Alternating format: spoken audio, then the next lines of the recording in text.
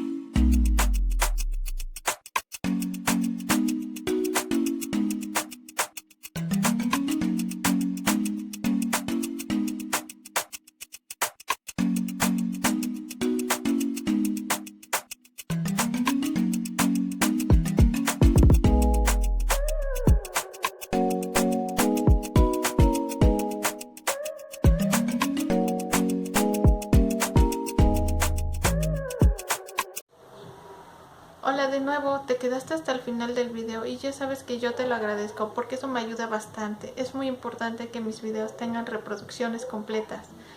Ya sabes que me puedes apoyar también suscribiéndote a mi canal o dejándome tu like o compartiendo mejor mi video para que así más gente empiece a conocerme, ¿vale?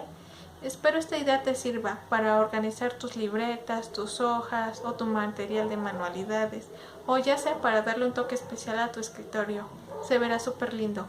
Espero verte en el próximo video, ¿vale?